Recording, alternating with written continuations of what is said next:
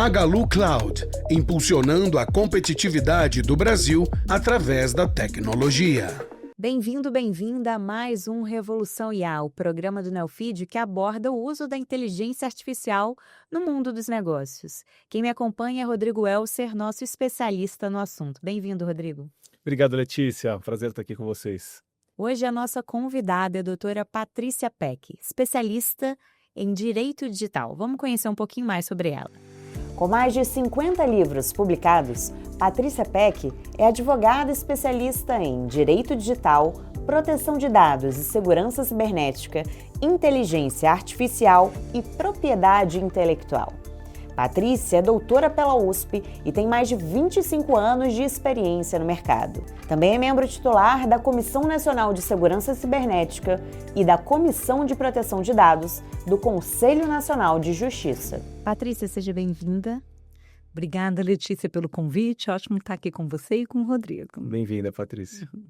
Patrícia, vamos começar falando sobre regulamentação, né? A gente teve um plano brasileiro de inteligência artificial aprovado recentemente, tem um marco regulatório em discussão na Câmara, e eu queria saber a sua opinião. Para você, quem que deve definir as diretrizes éticas a respeito da inteligência artificial? São os legisladores, são as empresas, é a própria sociedade? Bem, Letícia, acredito que o tema da inteligência artificial, como nós vemos com outras tecnologias que chegam mais disruptivas, acaba envolvendo uma complexidade que necessita de envolvimento multidisciplinar. Então, não é só o legislador, não é só o mercado, nem só a sociedade civil, mas sim é um grupo que precisa conversar, dialogar para que a gente possa encontrar a melhor forma de regulamentação da tecnologia. Lembrando que quando a gente pensa em leis que versam sobre tecnologia já nascem com prazo de expiração, já nascem com a possibilidade de ficar obsoletas muito rápido. E é por conta dessa dinâmica que é tão importante você poder ter um olhar da estratégia, que é o que você comentou, que é o PBIA, né, que traz ali uma visão estratégica de como o Brasil quer se colocar dentro dessa corrida robótica da inteligência artificial no mundo. E o outro lado é quais são as regras mínimas. O que é um requisito que tem que vir de fábrica, que já precisa ser cumprido pelo desenvolvedor, o que vai ser um papel daquele que é um contratante e o usuário final. Então, esses três atores acabam envolvidos em escopos distintos de cada um, que vai determinar direito, obrigação, responsabilidade. E a pauta da ética, com toda certeza, ela é aquela pauta de início, de origem, que depois, como é que a gente corrige isso lá na frente? Então, até para evitar perdas de investimento, refações, né? E o timing mesmo que a tecnologia exige. E, Patrícia, trazendo para o contexto corporativo, como que você define o uso ético de IA? E onde que você vê que as empresas elas mais erram? E por onde começar? Acho que são 3 perguntas em uma aqui para... Sabe, Rodrigo, a gente tem feito muitos testes, a gente tem um lab lá no escritório para testar não só soluções de IA, mas também robôs, né? E o que a gente percebe é que o primeiro passo no lado corporativo, e nós fizemos isso no escritório, foi quem vai treinar a IA no nosso código de ética. As próprias regras estabelecidas dentro daquele ambiente corporativo, que sempre tem visão, missão e valores, que assim como uma equipe humana tenha que seguir, uma equipe IA também deveria seguir. Então, você pode olhar a IA apenas como ferramenta, eu acho que esse foi o olhar inicial, ainda mais quando você começa o uso da tecnologia, mas a IA vai muito além disso. E agora, como a gente entrou na fase de agentes e como as pessoas passam a ter vários agentes, a regra que vai ter que pautar a IA, ela vem ali da governança corporativa, ou seja, então, qual é o código de ética que a empresa já tem? E a gente chama isso de Lex Dataset, ou seja, é um conjunto de dados de treinamento da IA que passam a ter que ter um padrão ali de definição de até onde ela vai, quando ela pede a ajuda de um humano, o que ela não pode tratar, às vezes linguagens, e logicamente, se esse treinamento vem um pouco de fábrica, pensando uma ética geral, sabe, quase voltando aos filósofos, né, vamos a Sócrates, né, a Aristóteles, e dizer assim, não é ético mentir. Isso é base, né? Não é ético enganar, ludibriar, não é ético fingir ser um humano sem ser humano. Então, a ética ela vai muito em linha com transparência. Então, acho que hoje as empresas têm que pensar que tipo de IA eu gostaria.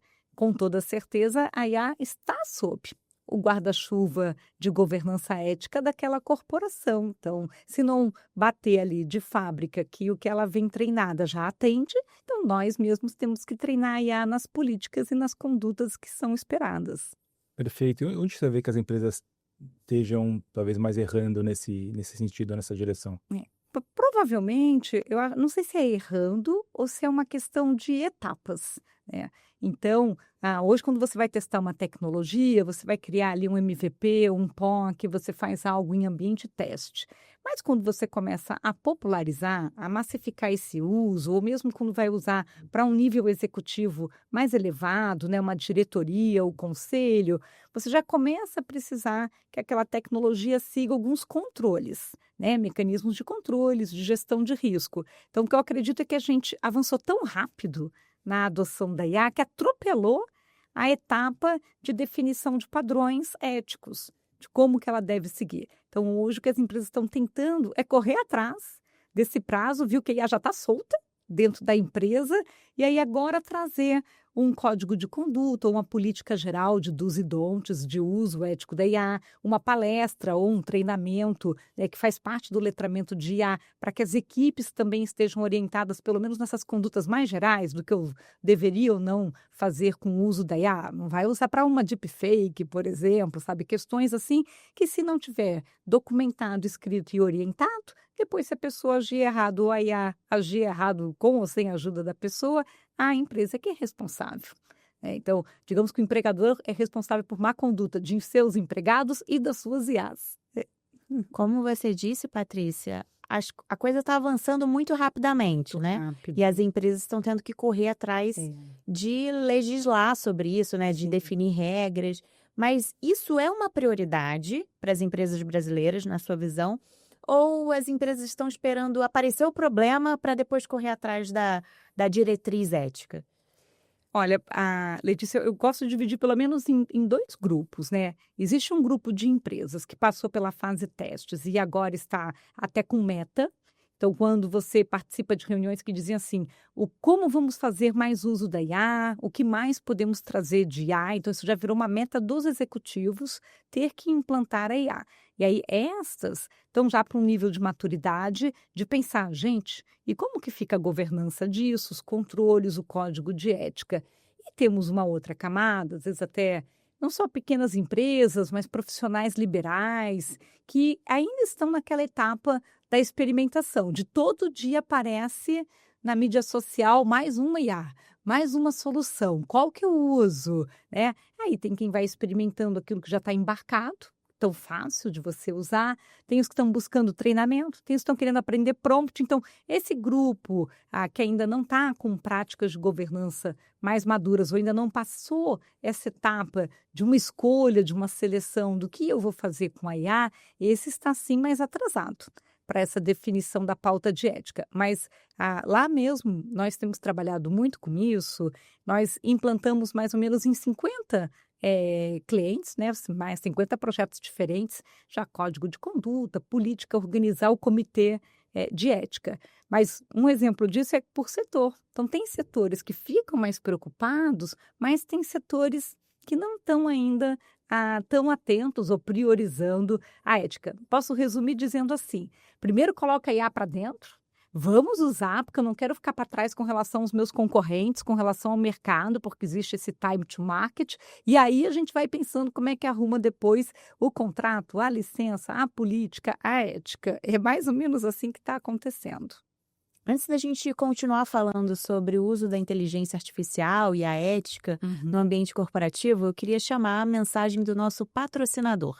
Meu nome é Otávio, eu sou um dos sócios e CTO do Icasei, uma empresa que nasceu há 17 anos para resolver as necessidades do mercado de casamento. Uma das principais questões que a gente nota, que a Magalu trouxe para a gente, foi realmente uma segurança na questão financeira. Um dos problemas que a gente tem, acho que toda empresa nacional tem, é exatamente a questão da moeda, da cotação do dólar, que a gente fica muito preso. E a Magalu trouxe realmente não só a cobrança em real, mas a aclimatação desses valores para o mercado nacional, o que faz com que seja muito mais fácil para a gente se planejar. Você está acompanhando o Revolução IA, programa do Neofeed que aborda o impacto da inteligência artificial no mundo dos negócios. Nossa convidada é a doutora Patrícia Peck, especialista em Direito Digital. Patrícia, como a gente estava falando sobre o uso da inteligência artificial no ambiente corporativo, né? Como que diz a lei, né? O que você acredita? Qual a responsabilidade de um funcionário que usa ali alguma LLM na experimentação, mas que acaba colocando na rede dados que são sensíveis, né? Dados sigilosos da sua companhia. Por exemplo, um assessor de um juiz que trabalha em alguns processos, né? Ela quer usar a LLM, um ChatGPT, um DeepSeek para ganhar mais eficiência. Como é que fica essa ética e essa responsabilidade? Eu acredito que assim, tudo começa a gente entendendo qual vai ser a solução e para que eu vou usar. Né? Então, assim, qual solução e qual caso de uso, para que usar, é que vai dar esse parâmetro do o quanto que eu posso utilizar com informações internas ou que eu preciso ter um cuidado maior. Então, as soluções que são hoje ofertadas de forma mais gratuita e mesmo as que não são gratuitas, já são pagas. Quando você olha a licença, né, já pude avaliar aí pelo menos umas 70 licenças, dá para ver que parece que a gente voltou no tempo. Sabe, essas licenças hoje trazem uma isenção de responsabilidade do desenvolvedor, né, daquela IA, e coloca a responsabilidade completa em cima do usuário. Então, eles chegam a mencionar questões de alucinação, chegam a mencionar questões de viés discriminatório, de comportamento inadequado, linguagem inapropriada e vazamento de dados, questões que envolvem até discussão de sigilo, segredo de negócios e outros, mas diz que cabe ao usuário essa cautela. Então, então não é nem que fique armazenado, né? A gente sabe que é uma lógica em tokens, né? Existe quase que uma certa tendência a prediction, adivinhação, sabe? É um modelo preditivo, é um modelo estatístico e por isso que volta e meia pira, né? Ou seja, a gente usa o alucinar, né? E bota alguma coisinha ali no meio só para preencher a lacuna, se não encontrar a resposta. Mas subir documentos mesmos para fazer resumos, que é o que muita gente tem feito, tem que olhar essa classificação e entender. Olha, hoje eu tenho sim soluções com mais compromisso de segurança, normalmente são soluções pagas e um formato mais fechado. Acho que isso daí diferencia bastante a experiência do usuário. Esse exemplo que você colocou, às vezes é puxadinho de IA, né? E aí, puxadinho de IA, como o IA começa com dados, vira puxadinho de dados, quando vê aonde foi parar aquela informação. Em outras palavras, cautela e talvez use o próprio agente para resumir os termos, você entender onde que você está pisando. Exatamente, Rodrigo, com certeza. Não dá para achar que eu posso usar qualquer IA para toda e qualquer informação e documento. É isso que não dá o match, assim, sabe? Né? Exato. E, Patrícia, se a gente estivesse num board ou num comitê digital, o time de produtos e tecnologia apresentando as suas iniciativas em AI, em IA, que 3 perguntas que você faria para eles? Olha, pensando que estou sentada aqui na cadeira, né, do regulatório, da ética e da regra, acho que a primeira seria se eles fizeram testes relacionados aos riscos principais da IA, né? Então, envenenamento de dados, alucinação, viés discriminatório e cibersegurança, assim, coisas que a área técnica consegue testar muito bem. Não vou entrar no mérito de discussões depois de propriedade intelectual, porque aí não é necessariamente a área técnica só que vai conseguir observar. Segundo qual é a licença, né? Então, as mesmas perguntas de licença e caso de uso para bater qual é a regra do jogo, né? Temos um contrato que a gente consegue customizar, né? Esse conteúdo que estiver sendo alimentado na IA pelo lado da empresa vai ficar restrito só para nós? Fica só do nosso lado para que não retroalimente, não apareça como saída igual ou similar para outros solicitantes externos à empresa? Acho que essa é uma pergunta para um conselheiro fundamental. E acho que a terceira se a IA sair do controle, acontecer alguma coisa, qual é o nosso protocolo de resposta de incidentes? Temos uma política de consequência? Dá para puxar da tomada? Quer dizer, então, acho que assim, dando tudo bem, né? Então, o que a gente já testou? Qual é a regra do jogo? E qual é o nosso protocolo de incidente, de sala de crise da IA? Muito bom. E quais são os principais riscos que você acredita que são subestimados pelas empresas? O que você vê na prática? Eu acredito, Letícia, que o primeiro risco principal é que é um modelo experimental ainda. A IA está sendo aperfeiçoada. Então, se a gente fala hoje de como nós temos, por exemplo, a IA generativa, ela já evoluiu muito comparado a um ano atrás e mais ainda comparado a 2 anos atrás. Então, eu acredito que assim, o encarar que você não está diante de uma tecnologia completamente que já alcançou um estágio de equilíbrio, assim. Ela ainda tem seus picos, seus ups and downs, conforme a experimentação. Então, isso é um ponto que eu acho que é importante, que é um risco que às vezes a gente não considera. O outro, existe o lado de risco que a gente pode dividir. Então, aquela parte de riscos, todos das bases de treinamento e de saída da IA. Então, ali vai ter risco de propriedade intelectual, risco de privacidade, risco de cibersegurança. Então, mas dentro disso, acho que já temos seguido um pouco mais de testes e alguns modelos. Aí vem o risco comportamental humano, o usuário que está usando. E aí, para isso, nós continuamos sempre precisando de treinamento. O letramento em IA e a definição de regras claras acaba sendo algo que a gente não pode negligenciar, ou seja, não pode desconsiderar o grau de importância. Então, hoje tem um recurso financeiro elevado, é um modelo de negócios que pode ficar muito caro no futuro, da forma como é oferecida a IA mais corporativa hoje. Então, esse risco de eu ficar refém no futuro de uma solução de um fornecedor, num modelo de preço que ele pode mudar a qualquer momento unilateral e como que eu fico, eu acho que também é um ponto importante quando a gente estuda novos negócios, ainda mais baseados em IA. Ainda para a gente olhar essa questão de risco e como que isso tramita na justiça, hoje em dia. No caso de um incidente, relacionado a IA, quem é o culpado, É o funcionário, a empresa, é o desenvolvedor? E qual é o tamanho da multa, das punições relacionadas a isso? O que você tem visto? Bem, não só Brasil, mas fora do país. Acredito que a Europa foi uma das primeiras a começar a ter decisões considerando questões aí voltadas para a inteligência artificial. Mas acho que a primeira premissa, a IA não responde por ela própria. Então, você tem sempre uma divisão. Minha tese de doutorado, fiz o estudo lá na Alemanha, no Max Planck, depois nos Estados Unidos, na Columbia University, e eu estudei alguns casos de uso, entre eles o carro autônomo, por exemplo. E já havia um debate, desde 2017, ali na Alemanha mesmo, de quem poderia acessar a black box, que é a caixa preta de um carro inteligente autônomo, para fins de tentar entender o que aconteceu naquele acidente. E já havia essa divisão, quer dizer, existe uma parte de responsabilidade do que tem que vir programado de fábrica, ou seja, quando eu vou lançar aquela tecnologia, um carro autônomo não pode parar num país sem ter sido treinado no código de trânsito daquele país. Depois existe um aprendizado social.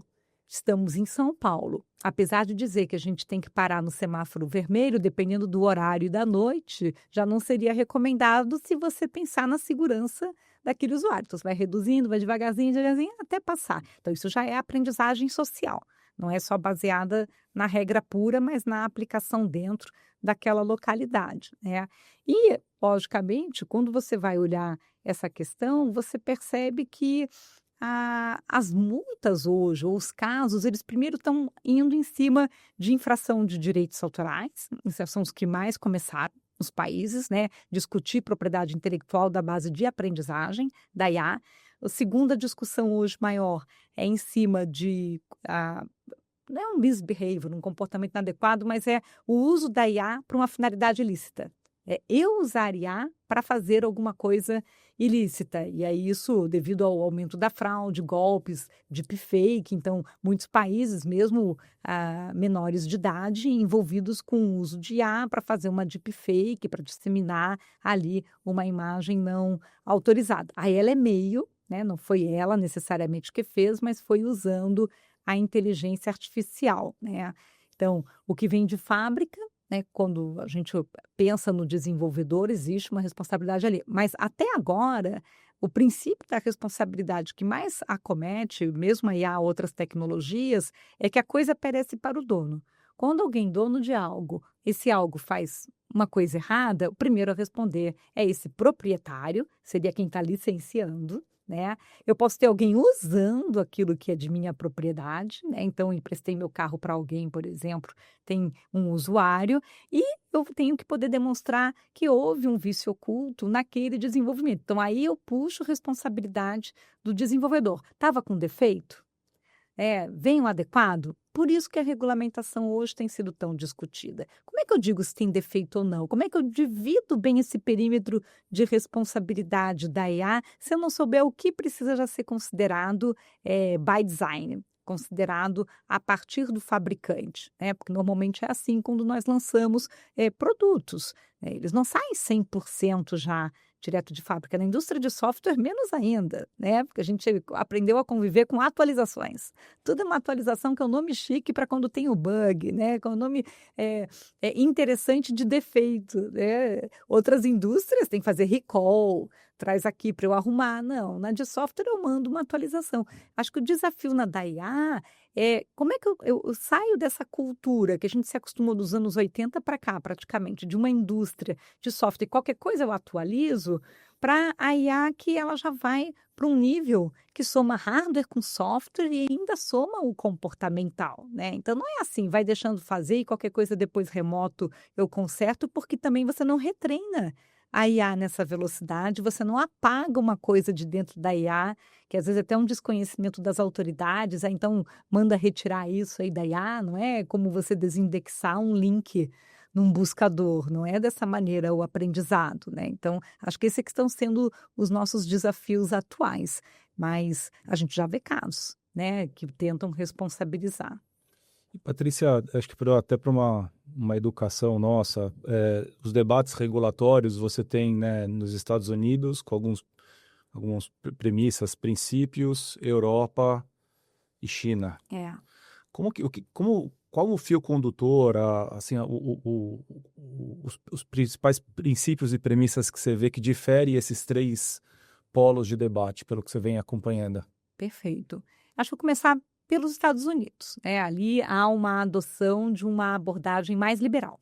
E não é só para a pauta da IA, é para a pauta de proteção de dados pessoais, qualquer pauta de você regular inovação e livre iniciativa privada, tá? Então, há sempre um cuidado de se tentar trazer uma regra mínima necessária e se utilizar todo um mecanismo que já possui fiscalização setorizado para você poder ter regras também mais específicas voltadas ao caso de uso, que é aquele setor que está utilizando a tecnologia.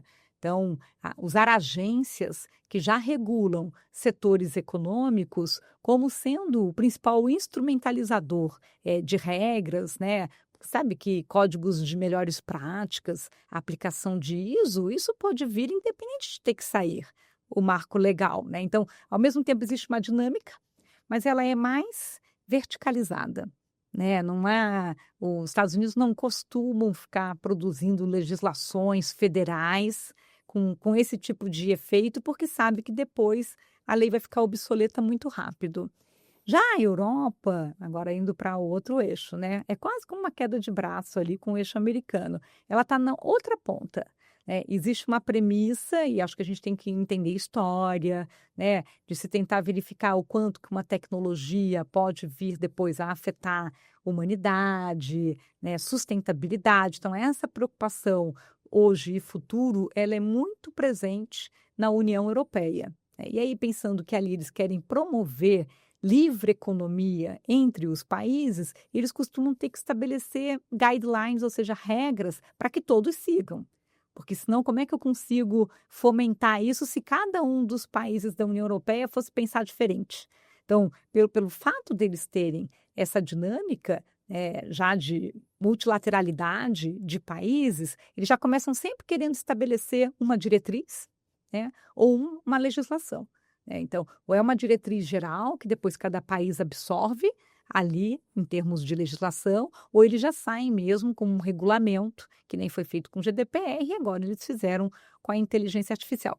Mas o problema você burocratiza, você tenta ter uma previsibilidade de tudo possível. De um assunto que é muito desconhecido, De um né? assunto muito desconhecido. E aí é por isso que próprios países da União Europeia já começam a dizer, gente, se eu adotar tudo que está previsto dessa forma como a gente previu, que parecia uma boa ideia alguns anos atrás, nós não vamos conseguir implementar a inteligência artificial e nem acompanhar a evolução dela. Então, esse está sendo o desafio da Europa, porque o modus operandi, e que vem desde da Constituição da União Europeia, é sempre esse. Então, a IA está precisando repensar o modelo como eles estabelecem essas regras e esses equilíbrios, né? O check and balances entre os países. E a China? Bem, a China já adotou desde o início, quer dizer, há vários anos atrás, estimular desenvolvimento tecnológico e querer ter tecnologia chinesa. Então, vou mandar o pessoal aprender nos outros países, ver o que puder e traz para a China, ou vou fazer parcerias do governo chinês com empresas privadas para que eu possa desenvolver essa tecnologia aqui também. Então, você vem para cá, você põe sua fábrica aqui, mas eu, que sou o governo chinês, também estou vendo tudo, estou olhando tudo. E aí, por isso, enxergou que se IA precisa de dados, preciso que ela aprenda com os rostos que nós temos, com toda a informação que tem, mas sempre é um regime controlado. Então, eles possuem regulamentação voltada para a inteligência artificial, mas dentro de um modelo que você está sempre sócio do governo, né? Chinês, e ele pode acessar e ver. Então, quando você olha os três, você diz, quem é que avançou, está avançando muito rápido? A China consegue avançar muito rápido, porque não há um debate em cima do acesso a bases de dados que fiquem legitimadas dentro de uma parceria que o próprio governo traga ali para viabilizar isso.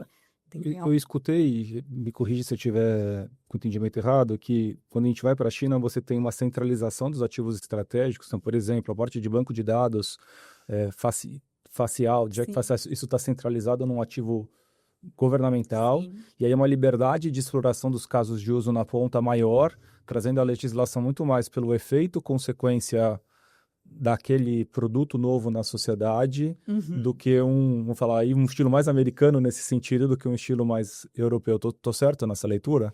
Rodrigo, você está certo, e a gente tem que pensar também que, assim, lá não é uma escolha. Os ativos vão estar centralizados no governo. Mas é muito bom que, se eu tenho um ativo centralizado confiável, eu consigo testar e avançar a tecnologia sem cada um precisar ficar investindo para construir aquela mesma base.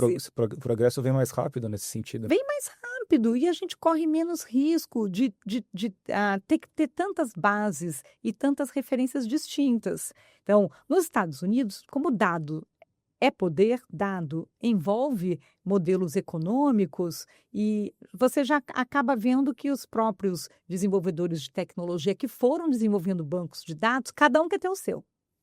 Quer fazer da sua maneira, não é? E aí, logicamente, fica ali o governo americano orquestra, mas ele dá muito mais liberdade para essa iniciativa privada, mas não é uma iniciativa privada que se une num consórcio, necessariamente, para daí todos utilizarem aquele modelo. E aí, aqui no Brasil, a gente tem um desafio de confiança.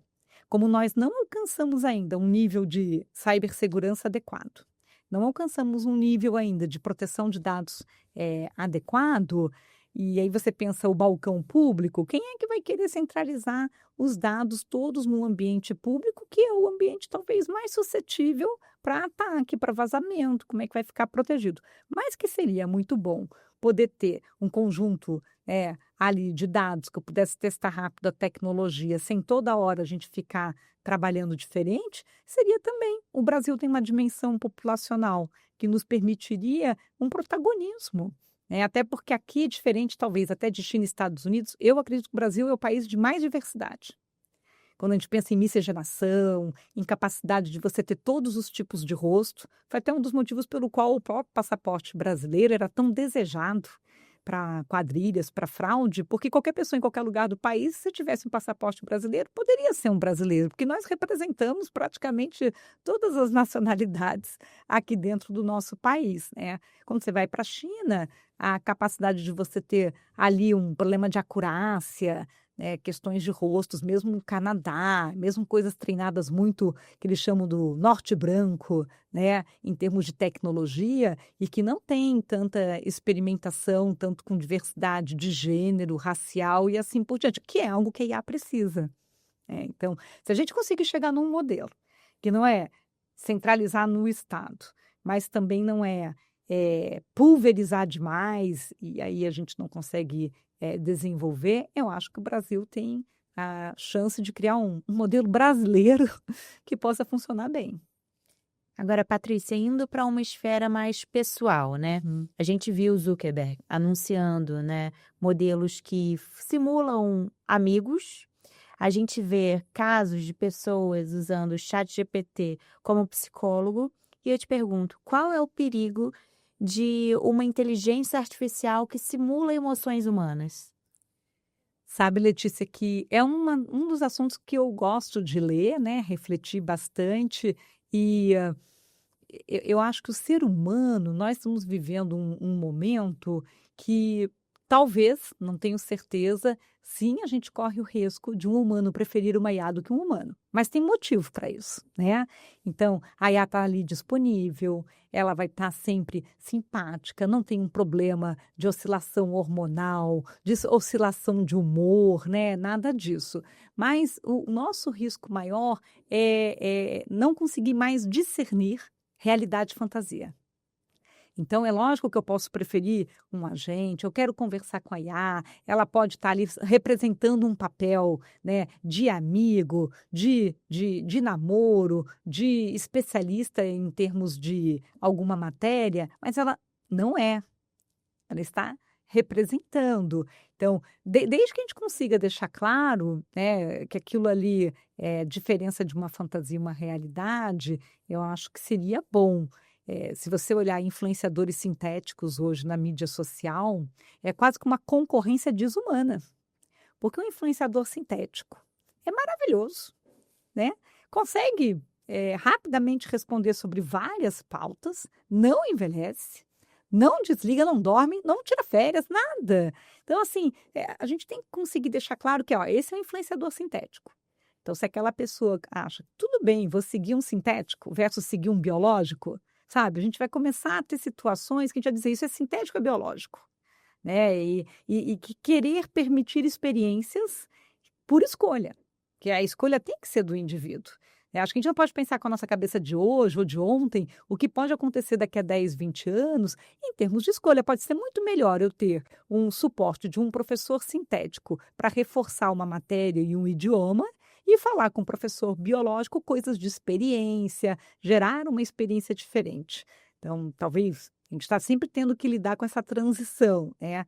Mas a clareza e a transparência, se é um sintético ou se é um biológico, se aquilo foi feito até em conjunto, né, biológico mais sintético para dar um resultado, desde que eu não esteja enganando, ludibriando, eu acho que faz sentido. Mas que a gente vai ter situações que a gente vai precisar enfrentar, como se a gente olhar no passado, quando a gente trouxe todo um acolhimento dos pets. Talvez se você olhar a sociedade de 30, 40 anos atrás, iria dizer, nossa, mas como assim o pet friendly, que tem que ter o pet, que está sempre com o pet, mas como assim que a pessoa não vai ter um filho e ela prefere um pet? São as escolhas da sociedade, mas esse pet segue um código de conduta, se ele entrar no shopping, no restaurante, tem o que você espera de um comportamento que precisa ser aceitável ali, né? Mas você sabe que é um pet, né? Então, será que a gente vai conseguir continuar tendo um discernimento, saber, é uma IA? Porque o que eu percebo é que as pessoas hoje têm bastante dificuldade de diferenciar o feito por IA versus o fato humano, ou seja, o feito por humano, e se é IA ou se é humano. É aí que mora o maior perigo. Exatamente. A gente tem um impacto anunciado aí do ver para crer, não ser mais algo realmente válido, né, na sociedade. Porque eu posso estar vendo algo, acreditando, mas aquilo não existiu. E nada daquilo existiu. Exato. Aquele lugar não existe, aquela pessoa não existe, aquela comida não existe. Não quer dizer que naquele processo de apresentação, né, claro, mesmo que fantasioso, não tenha cumprido um papel, né? Então, a pessoa só não pode realmente achar que aquelas coisas existem daquela maneira. E talvez nosso senso crítico sobre beleza, sobre as expectativas, vão ficar ainda mais acirradas. Porque existe um mundo perfeito da IA. E já existia uma promessa do mundo perfeito nas mídias sociais. Sim. E o que isso trouxe para nós humanos? Uma série de consequências, efeitos colaterais, envolvendo saúde mental, envolvendo uma série de questões. Então, a gente tem que, com esse aprendizado, olhar assim, olha, essa oferta, essa promessa, tudo tão bem feito assim pela IA, é o que a gente costuma dizer que aí vai parecer que se tiver um pouquinho de defeito, uma pequena imperfeição, então aí é que teve humano envolvido. É que aí ainda está sendo aprimorada, mas a gente vai chegar nesse patamar. É engraçado, né? Porque a gente vai começando a traçar comportamentos que a gente relaciona à IA, né? Recentemente foi descoberto que a IA usava muito travessão, por usar para treinamento dos textos jornalísticos, de jornais formais. E quem usa travessão, por exemplo, eu amo usar travessão nos meus textos. E eu fico assim, não vou usar muito travessão, porque senão vão achar que é uma IA. Assim como emojis, né, elementos figurativos para poder resumir um texto. Então, a gente começa a dizer assim, como é que eu percebo se foi com o uso da IA? E não quer dizer que não poderia ser, né, o uso de IA. Mas, às vezes, você quer uma opinião. Você gostaria da opinião daquela pessoa. Então, se vier uma opinião pela IA, o quanto né, no processo de trabalho, que eu comecei colocando a minha opinião no prompt, para daí a IA trabalhar, para daí a gente chegar juntos num resultado melhor. É diferente de uma pergunta aberta genérica, em que ela já traz uma opinião, então já existe um direcionamento. Então, aí aquele que está usando o prompt, ele está sendo convencido pela IA, ou seja, ele já gostou da primeira sugestão de opinião e no final era a opinião dele. E quando nós vamos para senso jornalístico, para quem escreve, para redatores, para autores de livros, de obras, isso vai ficando ainda mais latente. Então, no final, assim, esse consumo, né, ou essas relações sociais, a palavra-chave que a gente vai vivenciar que tem a ver com ética na IA vai estar relacionada à transparência, né? Aproveitando que a gente está falando de jornalismo, né? A gente viu alguns embates entre jornais estrangeiros, New York Times e grandes empresas de LLM, porque os textos jornalísticos, as matérias, elas são usadas para o treinamento e muitas vezes elas são usadas como resposta às perguntas das pessoas, né? O que acaba derrubando a audiência desses veículos. Como que você enxerga essa discussão? Olha, Letícia, eu acho essa uma das discussões mais relevantes atualmente. Porque, de um lado, é lógico que a IA precisa aprender, ser treinada. E existe um princípio quando você fala, mesmo no fair use, no uso justo, dela poder ter lido muita coisa, visto muitos rostos, porque eu quero uma IA com maior acurácia. Eu quero que ela fale coisas corretas, eu quero que ela identifique adequadamente uma pessoa.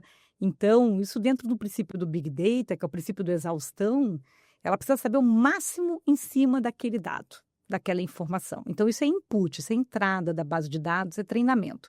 É diferente de saída. Então, na hora que ela, ao retornar uma saída, começa a usar textos que estavam no jornal, textos que estavam em livros, que não seja apenas um trecho e uma referência, mas de fato misturando, e às vezes misturando demais uma coisa com a outra, que você já não sabe mais, um pedaço é do Rodrigo, um pedaço é da Peck, um pedaço é da Letícia, aquela mistura, aí você já começa a comprometer propriedade intelectual, né? Porque você passa não só a afetar direitos autorais, você está editando, mexendo, mesclando, sem até às vezes a gente conseguir entender que parte de texto é de quem, porque no final citar só as referências não quer dizer que eu sei qual parte daquilo saiu da onde, né? e dizer para aquele usuário, consulte agora todas as referências para ver de onde que vem cada um dos pedacinhos, aí seria uma tarefa desafiadora. Mas a gente vai entrar na discussão de concorrência desleal. Eu tenho escrito muito sobre concorrência desleal algorítmica, e a concorrência desleal tem a ver com desvio de clientela. Então, esse modelo de audiência, que alguém precisa de uma informação, buscaria na internet, ou buscaria até em clipping, em quem quer que seja, e alguém te dá só um pedaço do todo, para você depois buscar o todo, foi o modelo que a gente conseguiu ter até aqui. Que assim, eu não estava comprometendo, eu não estou fazendo desvio de clientela, sempre vai ter alguém que vai se satisfazer só com a chamada, né? Só com um parágrafo. Mas aquilo sendo uma parte tão mínima do todo, o ideal seria o estímulo a você poder acessar aonde está aquela fonte, né? Por isso essa referência, essa fonte, ela é essencial. A IA não começou citando a fonte. Isso foi depois de já ter começado os primeiros casos, né? Inclusive nos Estados Unidos. Mas quando a gente olha para frente, para o futuro, nós já sabemos que mesmo em redação, jornalistas, eles já começam a usar a IA também, para poder ajudar, para poder apresentar aquele texto de várias formas, para poder encaixar, de repente, melhor num formato de mídia social versus o jornal impresso, para públicos diferentes e tal. Então, existe uma parceria. Então, a gente tem que chegar num ponto de equilíbrio. Quando eu estou usando IA dentro do meu modelo de negócios, eu vou receber por isso, porque eu estou ainda mantendo aquela audiência. Mas a IA, ela não pode virar uma trapaça, um atalho para um conteúdo completo que você passa por cima de quem seria o legítimo dono. Aí, essa coisa do cheat, né, da trapaça, do jogo, é que eu acho que aí a gente volta na ética. Não pode ser trapaça. Vou te fazer uma pergunta nessa linha, Patrícia, evitando dar o nome do santo, para não expor ninguém, né? Eu sou uma empresa hoje, e como a gente tem falado bastante aqui no programa, eu quero criar um hub de inteligência artificial para os meus colaboradores, de forma que meus dados estão dentro desse hub e eu crio agentes sobre os meus dados com uma forma segura, já tudo conectado bonitinho. Tem uma série de ferramentas de mercado que estão oferecendo a tecnologia para ser plataforma, né, desse hub. Pois bem, uma dessas empresas que oferece essa plataforma, muito forte no setor de CRM e principalmente de chat corporativo, ela decidiu algumas semanas atrás, a fechar o acesso de empresas terceiras aos seus dados dentro dessa plataforma. Então, se eu trabalho com um fornecedor que pega meus dados transacionados nessa plataforma e passa por esse fornecedor para entregar um benefício, eu não posso mais fazer isso, eu só posso fazer com fornecedores que estejam homologados no ecossistema dessa ferramenta. Ela está, de alguma forma, te proibindo de usar o seu próprio dado. Ela limita, né, limitando o seu uso de você dado. Usar o seu próprio dado. E aí, essa empresa, ela teve um movimento que foi seguido por algumas outras. E trouxe uma discussão de até quanto que vale ou não vale no jogo, quanto que o Arnaldo deixa, não deixa, você fechar o acesso aos seus próprios dados dentro dessas ferramentas. O que você tem para trazer para a gente sobre essa discussão e de limites, até onde uma empresa de software pode ou não pode seguir com esse tipo de conduta? Olha, Rodrigo, esse é um dos temas dentro ainda daquela discussão de concorrencial, né? O até onde eu estou legítimo de fazer uma restrição para fornecedores homologados que vão se conectar numa API, mas porque estão seguindo padrões de segurança, para que depois, se acontecer alguma coisa, não responder eu, que sou a plataforma, né? Ou seja, eu tenho um dever também ali de garantia em cima dos dados que estão circulando e para quem eles vão alcançar. Ou, como a gente vai olhando todos os modelos de Open, né? De Open Banking, Finance, Health, Insurance, todos esses, de que maneira, e acho que aí falta o regulador, às vezes, poder trazer conforme o caso de uso, porque alguns desses casos aí, quando a indústria é pura de tecnologia, não tem regulador nenhum. Ninguém definindo regra do jogo. É o caso, né? Esse que é o ponto, né? Então, quando você não tem um terceiro independente, um regulador que possa trazer regras que seriam equilibradas, você acaba que a própria empresa traz as regras. Por isso que os contratos hoje comandam a internet, né? A internet é governada por contratos. termos de uso, políticas, licenças, né, que alcançam populações e países e até desafiam soberania, né, nesse sentido. E a IA está trazendo a mesma linha, né? Eu não consigo ter quem defina esses padrões, então cada um vai jogando o seu jogo. Só que é um jogo perigoso em cima de um concorrencial, porque se ele só homologar fornecedores depois dentro do seu próprio grupo econômico, por exemplo, você já está restringindo concorrência, né? Quando a gente fala de precisar ser código aberto, né, para que você possa ter mais desenvolvimento, não ficar refém, que é aquilo que eu comentei antes, lá na frente você vai ficar refém de um só, e não é só da tecnologia dele, seus dados vão ficar lá. Então, o que lhe garante a possibilidade de acesso aos seus próprios dados e portabilidade? E são esses os itens principais que uma regulamentação tem que tratar. Portabilidade, a palavra-chave. Uma das palavras-chave. Exatamente. A portabilidade do dado, com toda certeza. O direito da gente ir e vir. Exato. E não é só de um dado pessoal, que já foi previsto isso na LGPD, no GDPR, né? Quando a gente fala em a gente está falando de todo tipo de informação que pode estar envolvendo uma entidade corporativa, sociedade. Então, quando a gente saiu desde informações que estão dentro de propriedade intelectual, como os de segredo de negócio, trade secret. Então, como é que eu vou... Meu dado está ali e eu preciso transacionar com esse? Se você tiver um processo aberto, claro, de homologação de fornecedor, vou pedir ao meu parceiro que se homologue para que a gente possa utilizar a plataforma e o meu dado circule. Ou seja, sair de A, passar por B e chegar em C, né? Mas, se não, você tem seu próprio critério subjetivo de quem você homologa como fornecedor e ainda, curiosamente, alguns desses são dentro do seu próprio grupo econômico, aí você já está ferindo a práticas de concorrência, né? Aí vira uma concorrência desleal e digo até mais que é um jogo que para futuro pode dar um problema grande, que para você acessar seu dado, se alguém muda o preço, unilateralmente ali, vou pagar quanto para conseguir acessar aquela informação, né? Acho que é um pedágio, né, digital em cima de dados na era da IA. Nossa! E que em tese são seus dados, da sua organização. Exato. Aí é o jogo perigoso. Por isso que eu disse, a IA ela foi somando hardware, software e dados. Ela somou tudo agora, né? Então, você sai desde patente mesmo, de algoritmo de IA, coisas bem que são da indústria mais voltada para o hardware, há discussões de direitos autorais em cima de software e de bases de dados, confidencialidade. Na minha tese, a gente discutia de quem é a propriedade intelectual do conhecimento aprendido pela IA, que é o conhecimento sistêmico, né? Esse resultado de analytics, né? Aquilo que ela aprende e a partir daí ela continua, porque tem uma hora que ela não precisa mais do dado bruto. Você não precisa mais. Você já treinou um modelo. Perfeito. Né? Então, não precisa. Você quer seu dado de volta? Tome aqui. Né? Mas o que eu posso fazer com esse conhecimento aprendido a partir daquelas bases de dados e como que a gente estabelece isso, né? Posso eu como desenvolvedor, você como cliente, mas se aquilo ali, para você, se outros ficarem sabendo, pode gerar problemas relacionados ao trade secret, como eu comentei. Então, sim, esse triângulo amoroso aqui de hardware, software e dados é o nosso grande desafio. Tem muito pano para manga ainda. Tem muito pano para manga, muito mesmo. Patrícia, discutir ética, regulação, né? E diretrizes de inteligência artificial é muito interessante, rende muito assunto. Já quero convidar você para voltar aqui, falar mais, porque sempre vão surgir coisas novas, né? Casos novos, coisas novas, aprendizados em cima de casos, né? Então, acho que sim, já fico também à disposição para voltar para a gente fazendo como uma série assim mesmo, né? Sim, Quer dizer, e agora? O que mais que a gente pode trabalhar em cima disso?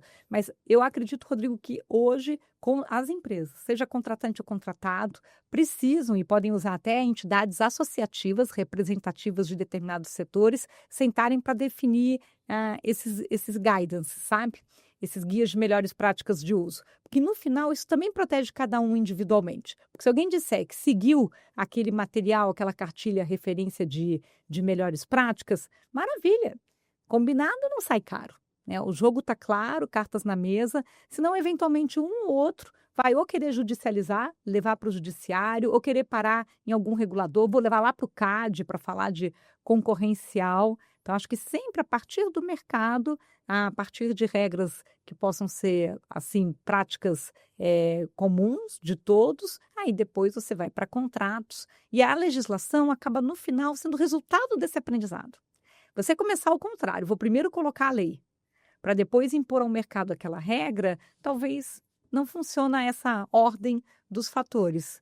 Porque para o legislador conseguir entender essa dinâmica, o que é o mínimo necessário para uma lei mais horizontal, eu acho que é um desafio maior. Eu pensando aqui com tudo que você trouxe, e obrigado, acho que tá um papo super profundo e rico de dicas para quem está construindo o AI.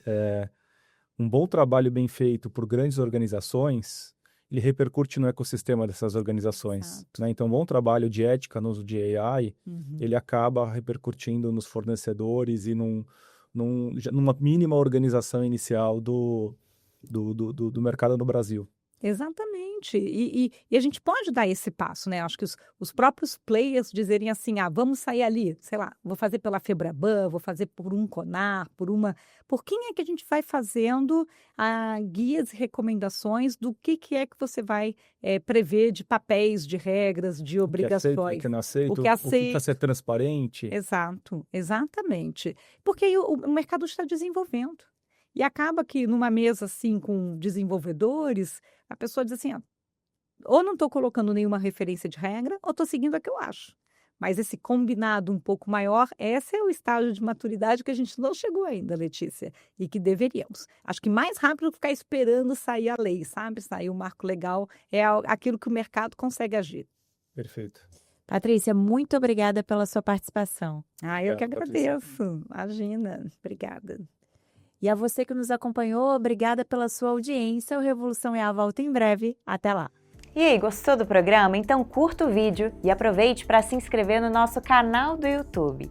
E se você chegou até o final, deixa aqui embaixo nos comentários a palavra IA. Até a próxima!